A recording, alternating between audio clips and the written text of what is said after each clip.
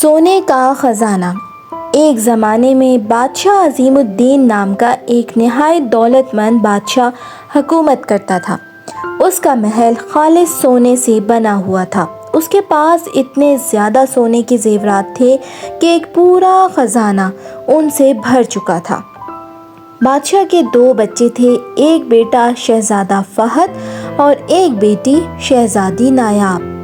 بادشاہ بچوں سے بے حد محبت کرتا تھا، لیکن ایک بات ہمیشہ اسے فکر میں ڈالتی تھی، میری دولت کا اصل وارث کون ہوگا؟ بادشاہ ہمیشہ یہی کہتا رہتا۔ دونوں بچے تعلیم یافتہ، ذہین اور خوبصورت تھے، لیکن دونوں کی سوچ میں بہت زیادہ فرق تھا۔ شہزادہ فہد کو دولت، عیش و آرام اور شان و شوکت سے بے حد لگاؤ تھا۔ وہ دن رات سونے کے زیورات پہنے رہتا، نوکروں پر حکم چلاتا اور غریبوں کو حقیر سمجھتا تھا۔ وہ اکثر کہتا کہ یہ سب کچھ میرے باپ کا ہے اور ایک دن سب میرا ہوگا۔ شہزادی نایاب دوسری طرف ایک نہایت نیک دل اور رحم دل اور سادہ مزاج تھی۔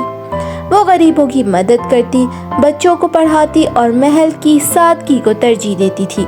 اس کے لیے خزانے کی چمک دمک کی کوئی خاص اہمیت نہ تھی۔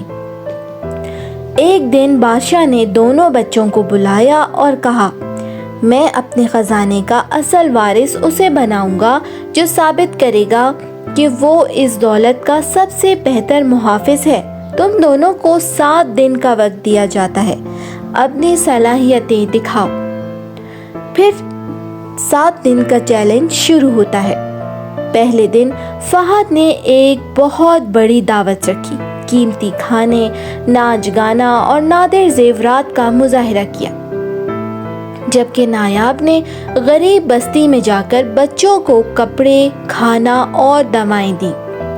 پھر دوسرا دن ہوتا ہے اور دوسرے دن بھی ایسے ہی ہوا۔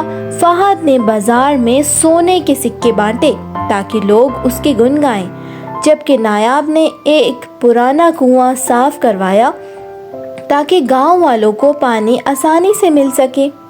پھر تیسرا دن آ جاتا ہے اور فہد نے اپنے لیے اس تیسرے دن ایک نیا سونے کا محل بنوایا، جبکہ نایاب نے محل کے باغ میں بچوں کے لیے ایک لائبریری قائم کی تاکہ بچے یہاں پہ آ کر کچھ کتابیں وغیرہ پڑھ سکیں۔ ایسے ہی دن گزرتے گئے اور 7 دن مکمل ہو گئے۔ اب فیصلہ کن دن آ چکا تھا۔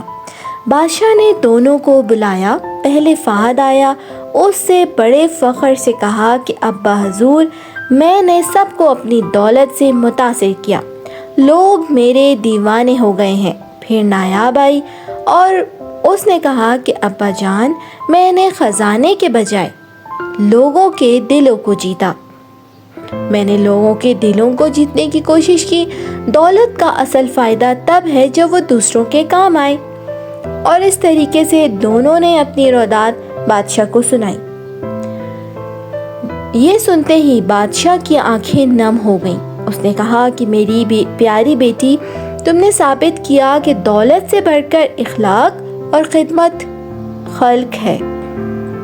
تم ہی میرے خزانے کی اصل وارث ہو۔ فہد شرمندہ ہوا، لیکن نایاب نے آگے بڑھ کر اسے گلے لگایا اور کہا کہ بھائی، خزانہ ہمارا ہے، لیکن ہم اسے مل کر بانٹیں گے ان لوگوں میں جنہیں اس کی سب سے زیادہ ضرورت ہے۔ اس کہانی سے ہمیں یہ سبق ملتا ہے کہ سونے کے خزانے سے زیادہ قیمتی وہ دل ہوتا ہے جو دوسروں کی مدد کرے۔